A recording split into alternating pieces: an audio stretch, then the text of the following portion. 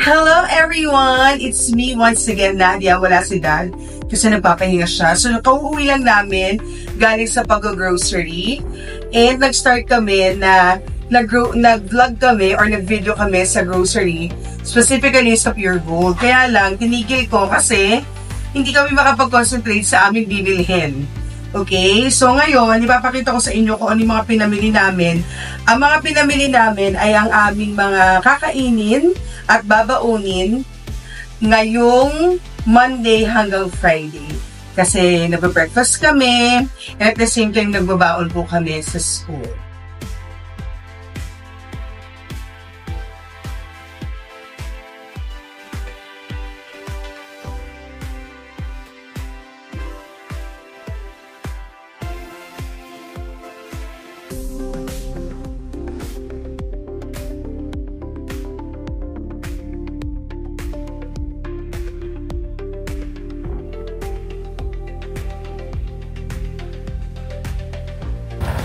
Ayan. So, pinakita ko na sa inyo kanina kung ano yung mga grocery namin, from the ingredients hanggang dun sa gagamitin namin at babaunin at magiging breakfast sa this coming week pala, this coming week, or ito, bukas, mula bukas. So, meron kaming wheat bread para mas healthy. Ayan, wheat bread, meron kaming ganito. Sasamahan ko po siya kasi nakabili na ako ng chicken spread nung nakaraang linggo and malaki siya, marami. So, bumili ako ng Eden cheese slices, creamy slices. Ayan, so meron siyang 10 pieces or 10 slices. So, magbabaon kami ng sandwich. Bali, yung wheat bread, lalagyan ko lang siya ng chicken spread, tapos lalagyan ko siya ng slices na ito. Ayan. So, pambaon. And then, bumili kami ng eggs from Pure Gold. Bumili kami ng eggs. Kasi, ang gagawin ko naman dito ay pwede siyang maging gagamitin namin as an ingredients sa aming breakfast and at the same time baon na rin. Kaya dalawa to. Mag-o-omelette ako. Ayan. So, tuna omelette. Pwede siyang breakfast and at the same time baon na rin. Kaya dalawa yung can. Isang pang breakfast, isang pang baon. Ayan. Or, pwede rin naman na omelette pa rin, pero this time ay sardines. Sardines omelette. Ayan. So, bakit dalawa? Kasi isang pang breakfast, kakainin na namin at the same time, yung isa naman ay pambaon. Ganun po kami para mas tipid. And hindi masyadong ma-effort. Ayan. Tapos, bumili rin ako ng talong. Yan. Pang breakfast namin to, bumili ako ng talong. Nakikita niyo pa yung price, sorry. Ayan, bumili ako ng talong. Ang partner po nito sa aming breakfast ay eto. Maling. Luncheon meat. Actually, canned chicken luncheon meat. Kung mapapasin niyo po, puro kami isda at saka chicken. Kasi yun ang pwede lang kay Dad. Hindi siya pwede ng pork at saka hindi siya pwede ng beef. So, eto. Ito po ay pwede naming i-breakfast. Kasi usually, hinahati ko to sa dalawa. Tapos, yung isang slice, 4 pieces, binabreakfast na namin yun. Tapos the remaining 4, yun yung binabaon namin. Tig-dalawa kami. Ayan. So, ito yung baon namin. Tapos, bumili din kami ng drumettes.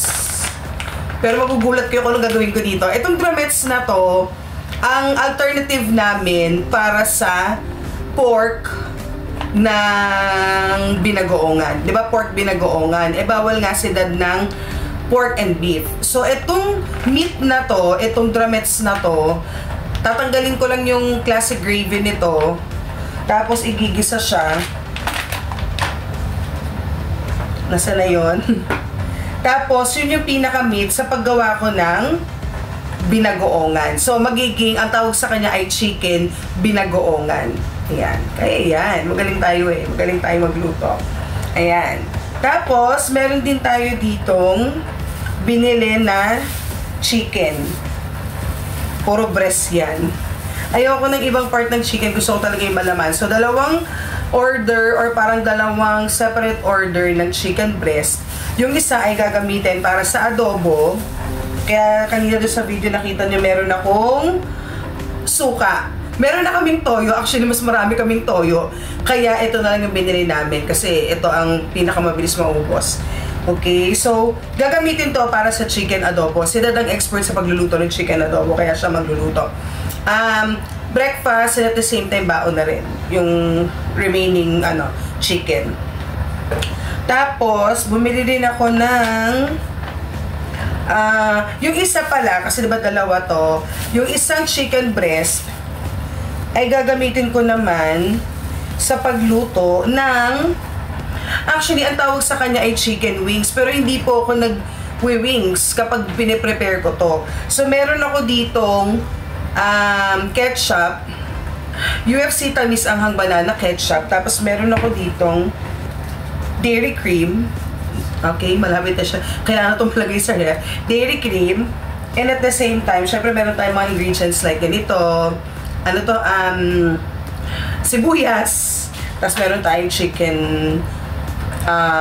broth cubes. Yan. Gagamitin ko po yan sa pag-prepare ko naman ng chicken wings.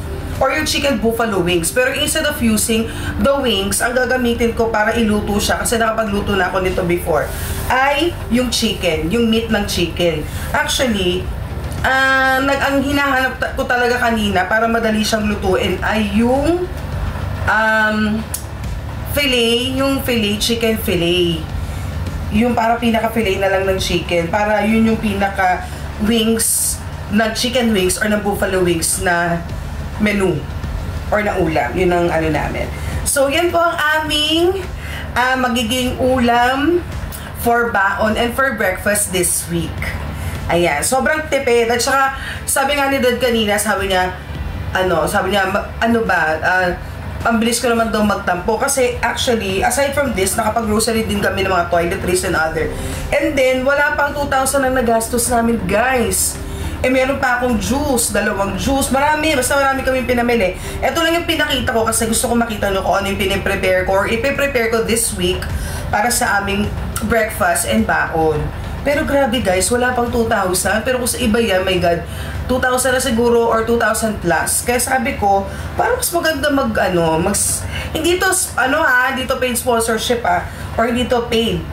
Okay, pero baka naman, Pure Gold, di ba? Pero ang ganda pala mag-grocery sa Pure Gold. Ayan. Kasi bakit ako bumili ng mga ganito, yung mga ganyan, chicken, ganyan, at magluluto na talaga ng ulam. Kasi last week, puro kami, longganisa, gano'n, yung mga fina-fry. Di ba, kailangan, pag tumatanda ka na, bawas tayo sa mga calories or sa mga medyo, or mga masasama para sa ating katawan. Kasi kagaya ko, lately, ngayon tumatanda na ako, medyo may hina na yung panunaw ko. So, avoid natin yung gano'n. So, that's all for today's video! Bye!